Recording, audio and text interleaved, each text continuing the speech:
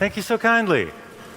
The good part about naming a talk in 2017 Notes from an Emergency is that it gives you a lot of latitude about what to talk about.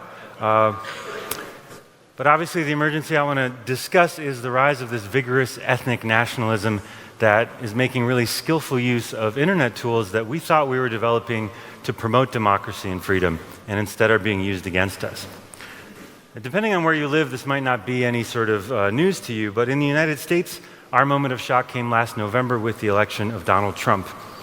The final outcome of that election was actually that Clinton got almost 3 million more votes, but because of a bug in the operating system of our democracy, one of the long shadows that slavery cast over American history, the Electoral College went to Trump, and so, however reluctantly elected, he is our president.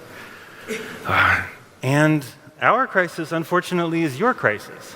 Not just because America is a superpower, and not just because the phenomenon that Trump represents seems to be broader than just the United States and has extended to Europe, but because the internet that you depend on is an American internet, which is a weird outcome. So Facebook is the social network for Europe. It has 349 million monthly active users here. Google has something like a 94% market share in Germany.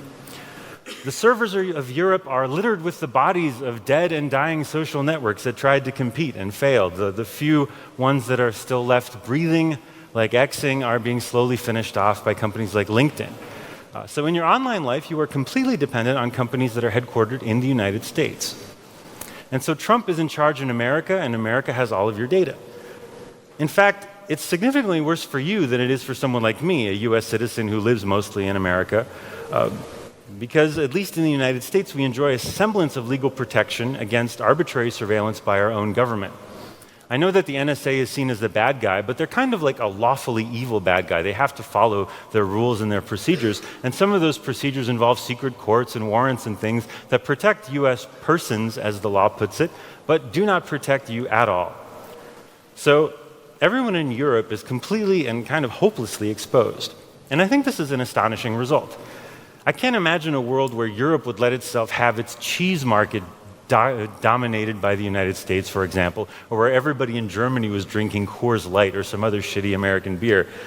And we've had examples like Airbus, where Boeing was becoming a dominant manufacturer of airplanes, and Europe collectively decided that we have to have a competitor, and so they funded, with great American complaining, a viable competitor, and now you make aircraft too, and have your own your airplanes. We even have farms in Western Europe. Even though from an economic point of view, it's not the optimal use of a first world economy, but we know that farms are much more than just economics. It's something to do with national identity. It preserves the landscape, it preserves national security and food security, and it gives us a shared sense of who we are. But when it comes to the internet, Europe basically did nothing. It didn't put up a fight. It just ceded the ground entirely to American companies, and now we're confronting a crisis over which we have really very little leverage. So the status quo in May of 2017 looks kind of like this. There are 5 internet companies: Apple, Google, Microsoft, Amazon, and Facebook. Together they have a market capitalization that is just short of $3 trillion. Bruce Schneier has called this arrangement the feudal internet. Part of it is due to these network effects that make growing big beneficial, but a lot of it is driven by the problem of security. If you want to work online with any measure of convenience and safety, you have to choose a feudal lord who is big enough to protect you. And these 5 companies compete and coexist in complicated ways. So, Apple and Google have a duopoly in smartphone operating systems. Android has 82% of that market, iPhone 18%. Google and Facebook have a duopoly in online advertising. Half of that revenue in that lucrative industry goes to them, and it's growing in total at about 16% a year. All of that growth is being captured by Google and Facebook, so they're very quickly pushing everybody else out of online advertising. Apple and Microsoft have a duopoly in desktop operating systems. It breaks down something like 9-1 in favor of Windows. There are also, I think, 3 people who use desktop Linux, and they are probably in this room today. 3 companies, Amazon, Microsoft, and Google, dominate cloud computing. Amazon Web Services has 57% adoption, Azure has 34%, and Google 15%. And outside of China and Russia, Facebook and LinkedIn are the only social networks at scale. LinkedIn has survived by selling itself to Microsoft. Outside of Russia and China, Google is the world's search engine. So that's the state of the feudal internet, leaving aside the court jester, Twitter, which occupies a strange kind of niche role as the chat room for the internet. Google in particular has come close to realizing a nightmare scenario we had in 1998, that a vertically integrated internet would be controlled by a single monopoly player. Google runs its own physical network, it builds phone handsets, develops a laptop and a phone operating system, it makes the world's most widely used web browser, it runs a private domain name service, is a PKI certificate authority, it has photographed nearly all of the public spaces on the planet, and it handles much of the world's email. But because it is run by more sympathetic founders than Bill Gates, and because it builds better software than early Microsoft was, and because it's built up a lot of social capital around that early "don't be evil" motto, we've kind of given it a pass. It has a nice booth out here, and I'm sure they're friendly. It is an open question whether it is even possible to keep large data collections secure over time. Right now, it looks like the answer might be no. But if defense at scale is possible at all, clearly the only way to do it is by pouring millions and millions of dollars into hiring the best people to form security teams to defend it. Data breaches at the highest levels have shown us that the threats are real and they're ongoing. And for every breach that we know about and have heard about in the press, there are many that we're only going to hear about years from now. But a successful defense against these threats also increases our risk. If you pile up enough treasure behind the walls, then you're going to eventually attract somebody who is good enough to climb those walls and get at it. The feudal system makes the internet more brittle because it makes sure that when a breach finally happens, the results will be disastrous. Each of these companies, with the important exception of Apple, has made aggressive user surveillance central to their business model. And this is a dilemma of the feudal internet as well. We go to these protectors because they can offer us more security, but their business model is to make us more vulnerable by getting us to surrender more of the details of our lives to their servers and to put more faith in the algorithms that they train and that then train us in return to behave in certain ways. These algorithms work really well, and despite attempts to convince us otherwise, it's clear that they work just as well in politics as they do in commerce. And so, in our eagerness to find protection online, we found that this feudal internet is changing our offline world in these very unanticipated and unwelcome and scary ways. The big five companies operate on a global scale, and partly because they created the industries that they now dominate, they enjoy a very lax regulatory scheme. Everywhere outside the United States and the European Union, they're immune to government oversight. Even within the United States, over the last two administrations, the government's tried to play it with a very light touch, to not over-regulate the internet. So in practice, it's only the European Union that has had substantive, meaningful regulation of surveillance capitalism. Thanks to their size and their reach, the companies have become really adept at stonewalling governments and evading attempts at regulation and oversight. In many cases, the evasion is kind of noble. You don't want Bahrain or Poland to be able to subpoena Facebook and find out who organized a political protest. But in other cases, it's kind of self-serving. And Uber is the poster child of that kind of misbehavior, where it's made a sport of evading regulatory authority simply by moving fast enough to outpace the legislative process. The lesson that these companies have drawn is that they should only be accountable to themselves, that they can handle it, and that they are the best and the brightest. But software and algorithms affect the lives of billions of people. And decisions about how this software works are not under any kind of democratic control right now. In the best case, they're being made by idealistic people in Palo Alto with imperfect knowledge of life in a faraway exotic place like Germany. In the worst case, they're simply fed into some black box training algorithm and nobody knows how they work or cares what data they're trained on. This is a really colonial mentality. In fact, it's what we fought the American Revolution over, people in a faraway country across the planet making decisions about our lives and without accountability and without input from us and not knowing what our specific conditions of life were like. But now we're returning the favor to Europe. Facebook, for example, has one manager in all of Germany to deal with German publishers. The entire publishing industry here is at the mercy of whoever this person is. I'm sure they're very bright. I hope they're not in their 20s, maybe they're in their 30s, but they make the call about how to entirely dismantle the publishing industry in Germany and to rebuild it around Facebook. Denmark has gone so far as to actually have an ambassador to the giant tech companies, which sounds really weird and creepy, but it's actually a pragmatic acknowledgement of the balance of power. So one question, and a rhetorical trick I like to do, is say we about all sorts of groups. Now I'm going to put myself in we as EU citizen, since I have dual citizenship. One question, speaking as an EU citizen, is how did we let this happen? We used to matter. We used to be a contender. We used to colonize other people. We used to call the shots, start wars, stop wars. But now some dopey kid in Palo Alto gets to decide the political future of the European Union based on some coding boot camp that they went to. This doesn't seem right. The lack of accountability isn't just troubling from a moral perspective, but it's also dangerous in this political climate where there's a backlash against globalization all around. There's nothing that represents globalization better than these kind of nationless tech companies that rule above any sort of national system of regulation. And China and Russia have shown us that the internet doesn't have to be a World Wide Web, that it can be subverted and appropriated by the state. So by creating this political toolkit for authoritarian movements, those global companies could be signing their own death warrant. Given this scary state of the world with ecological collapse waiting for us on the one hand and a population that is sharpening its figurative pitchforks on the other, an important question is, how is this globalized and unaccountable tech industry seeing its own mission? What does it want? Where does it think it's going? Where is it spending all of this money? What is the plan? And the honest answer I have for you today is rocket ships and immortality. That is the two-pronged plan of Silicon Valley. The best minds in Silicon Valley are preoccupied with a science fiction future that they consider their manifest destiny to build.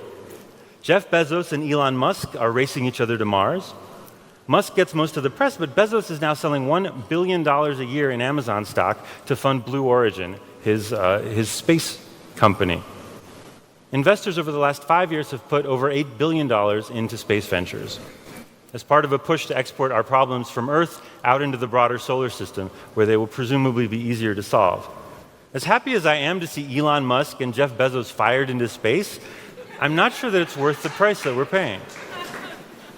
Our cohort of tech founders is starting to feel the chill breath of mortality as they drift into middle age. And so part of what is driving this push into space is a more broad concern with what they call existential risk. Musk thinks that we may be living in a simulation. He's in fact quite convinced of it. He's hired 2 people to hack into it, which, if you believe it honestly, is a really, really rude thing to do. Because I'm using the simulation, you are as well, and if someone seg faults it, we're all done. So if you believe this, please don't hire hackers to try to break it. But he believes it, and he's done so for reasons that remain opaque to me. Peter Thiel, unfortunately imported from here in Germany, has built a survival bunker for himself and close friends in New Zealand. OpenAI, which is a religious cult disguised as a research institution, has received $1 billion in funding to forestall the coming robot rebellion. But of course, the biggest existential risk is death. And a lot of money is going to make sure that our big idea men don't expire before the world has had the full measure of their genius. Google Ventures started the very secretive life extension startup Calico, which had $1 billion to begin with. Google is now losing $4 billion a year on so-called moonshots, which include all their life extension projects. They employ Ray Kurzweil, who honestly believes that we are still on track for singularity and therefore immortality by the year 2045. Larry Ellison has put $350 million towards anti-aging research, as if the world needed an immortal Larry Ellison. People are very eager to make death an opt-out experience. Now, I'm no fan of death. I want to be very clear. I don't like the time commitment. I don't like the permanence. A number of people I love very dearly are dead, and it has strained our relationship. But at the same time, I am not convinced that a civilization that is struggling to cure male pattern baldness is capable of taking on the Grim Reaper. And if we're going to worry about these existential risks, I propose that we address the 2 existential risks that already exist and we know for a fact are real, which are global nuclear war and climate change. But these real and difficult problems are messy. Tech culture prefers to pick more difficult, abstract problems that haven't been sullied by any sort of contact with reality.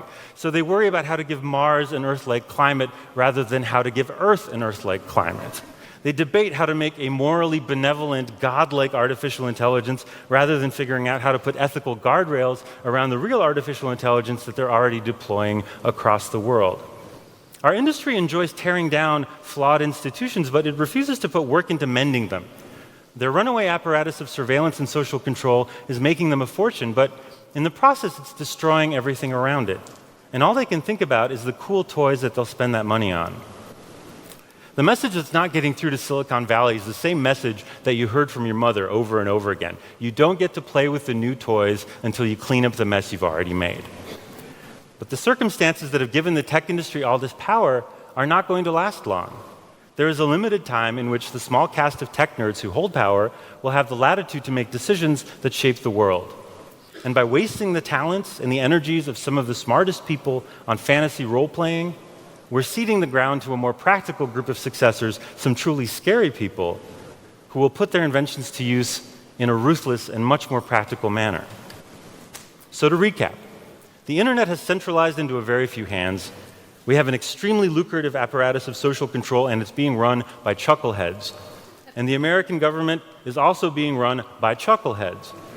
The question everybody is worried about, the $64 million question, what happens when you put these two chuckleheads together? For many Americans, the election was a moment of profound shock. And it wasn't just the policies of Donald Trump, but it was the person of Donald Trump, this deeply irresponsible, obscene human being who was being handed power that he could never hope to responsibly exercise. But there was no change of course when this happened, either at Facebook or at Google. They had an emergency staff meeting, but it was only to placate concerned employees that worked there. No one in the press or at these two companies had the courage to say, honestly, we really fucked this up. After the election, both Facebook and Google looked at the mountains of data they'd collected. They looked at the threats that the Trump administration posed, that it was making its threats to deport 11 million undocumented immigrants, and it said, all right, we can handle this. But the people who did care were tech workers. For a moment, we saw this gap of political daylight between the hundreds of thousands of people who work in the tech sector and the small group of billionaires who run it. While the latter filed into this famously awkward meeting with Trump up in his golden tower at a table with his children, wearing neckties that they had found in drawers that clearly hadn't worn since their high school days, workers began organizing. And the first thing they organized around was this simple but very effective pledge that they simply would refuse to work on anything like a Muslim registry. This was a small gesture in the grand scheme, but it represented the first collective action by tech workers around a political agenda that I remember that was outside of just the tech sphere. And it was also the first time I can remember where tech workers were organizing against the wishes of their management. A forest of new organizations sprung up around this time. I started one myself called Tech Solidarity, so I started traveling around the country and holding meetings with tech workers in big cities. I had no idea what I was doing other than that there was this window of time in which it was important for us to act, and we had to do something. And that feeling of momentum continued when Trump took office. The Women's March brought 5 million people out onto the streets. America is not a place where you often see mass street protests, but this was exceptional. And you saw things including 3 generations of women, grandmothers, mothers, and daughters all marching hand in hand for the same thing. It was extraordinarily moving. And hard on the heels of this came the travel ban, this executive order that was astonishing not just in its cruelty. Families were split apart at the airport. In one case, a nursing baby was physically pulled from its mother, like in a bad Dickensian melodrama. For a week or two, lawyers were camped out at airports. They were working frantically, sleeping little, with this spontaneous effort to bring those lawyers supplies, to get them funding, to do anything we could to help. We had a rally in San Francisco that raised $30,000 from a room of just over 100 people. The organizations we were raising the money for couldn't even send a representative. They were so busy trying to fight the legal fight, but it didn't matter. The tech companies did as little as they could did as little as they possibly could in this period to placate their employees. Facebook, for example, has the special safety check feature. If there's something going on and you're worried about someone's well-being, they can go onto Facebook, and when the feature is activated, they can say, I'm all right. But they chose not to turn this on at airports, even though people were waiting for hours to find out if people have been let through immigration or not. They promised what they could do to help their own affected workers, but that was about the extent of it. The employees, however, were electrified. It looked like not only visitors but permanent residents to the United States are going to be barred from living there. And Google employees, of all people, staged a walkout. They had the support of their management, and Facebook, of course, competing with Google, not wanting to be left behind, decided to hold its own walkout, but they turned it into a town hall meeting, and then they made sure it was confidential so that no one could hear about it. But they had their own secret protest. And immediately you saw effects. As soon as there was the slightest pressure on management relented. Google released official statements. Mark Zuckerberg penned an exquisitely woolly letter about how he was just so sad that things had gotten as bad as they were. People even briefly got mad at Elon Musk, who's normally a darling of the tech industry, for his failure to resign from the President's Advisory Council. And they got Travis Kalanick, who is not the world's greatest human being, to resign from it under pressure. And then after that, not much happened. The tech workforce had gotten a taste of its own power. Its smallest efforts at collective action had resulted in immediate success, and so they just went back to work. The worst of Trump's travel ban was blocked by the courts, and we moved on. The initial shock had kind of gone away, and this American discomfort with prolonged and open disagreement had kicked in. When I started trying to organize people in November, my theory was that tech workers were the only way to apply leverage against these giants. And my reasoning went like this. The large tech companies are not susceptible to public pressure. Like I said, they're monopolies. They control the outlets that the press has to their readers. At Google and Facebook, shares are structured in such a way that the founders will always have the controlling vote. You can't boycott them because you're not even their customer. The only people left are the tech workers. They're expensive to hire, they take a long time to train, they have a lot of options, and they're culturally cohesive. So if you start losing your tech workers, you're in serious trouble as a tech company. Unfortunately, trade unions in the United States are under siege and are not as powerful a force as they are in Europe. There's no union culture in technology. I held a May Day rally in San Francisco, and we got 13 people to come out in total. One woman emailed me later explaining that next time I should hold it on a weekend because then it would be easier to take the time off of work. But we're trying. We're trying. So I'm here to ask for your help. What I think we need to do is connect the tech industry back to reality in a way it hasn't been connected. When communism collapsed in Poland in 1989, I started visiting the country again every 8 months or so. And even in the darkest period of the 1990s, it was striking to me to see how the overall standard of living was going up. Suddenly, people had cars and phones and appliances. The gains were uneven, but they were broad. Even farmers and retirees, who were the hardest people hit, finally had access to consumer products that had never been available before. And for all the looting and corruption and inefficiency, enough of the new wealth got through that the broad standard of living rose. And it went up 2.2 times from 1990 to 2010. I'm sure you saw something similar happening in East Germany. It cost a lot of money, but it worked. In the same time period in the United States, I have seen a whole lot of nothing. Despite fabulous technical progress, practically all of it pioneered in our country, there's been a singular failure to bring this prosperity to the average person.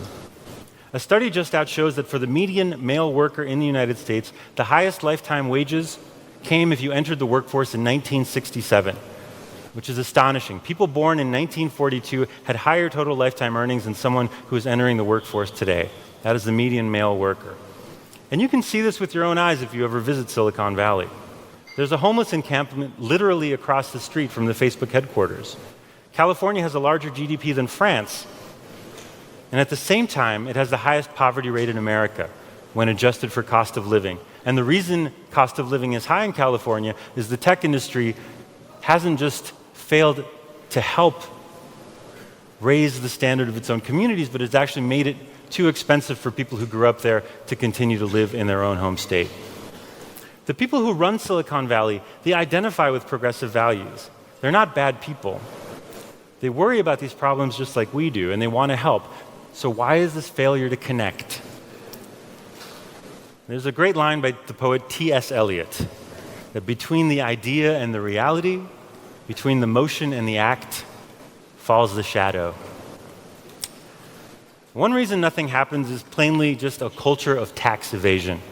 There's this folk belief in American business that if you pay your taxes, you're not performing your fiduciary duty to your shareholders and that you're going to be fired as CEO. Apple now has $250 billion offshore that it refuses to put into direct productive use in California and in the United States.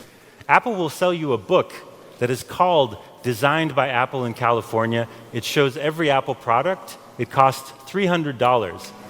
But Apple fights its damnedest to make sure it doesn't pay a cent of taxes that it doesn't have to in the state of California that it is so proud of designing in. And you in the EU are all too familiar with these tax evasion strategies. And a second reason that good intentions just don't translate is that capitalism, and especially venture capital, just doesn't work well when there's too much income inequality. The richest 20 people in technology control a fortune that is $500 billion. That is personal wealth. That's not even the money they control running their companies. So this small subculture of wealthy technophiles just promotes investment into luxury goods in this kind of closed ecosystem, things that I call mom as a service. That's why you get things like a $120 million juicer that can be replaced by someone squeezing a pouch of fruit. We get the worst of both worlds. We get the inefficiency of a command economy because that's what this is, but we also get the total absence of a safety net of laissez-faire capitalism. Now, I had a solution and a request, but my time is up. So you're going to have to guess what I want you to do.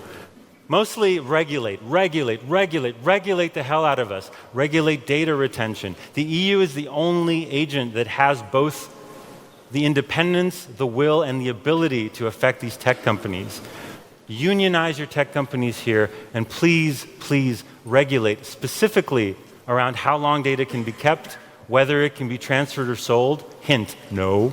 All right? And whether it can be used to target advertising. Advertising needs to reform so that it targets content and not users, and that step alone will take a lot of the hot air out of this horrible ad bubble that is distorting democracies. Most of all, don't repeat our mistakes here in Germany or here in Europe. Learn from them.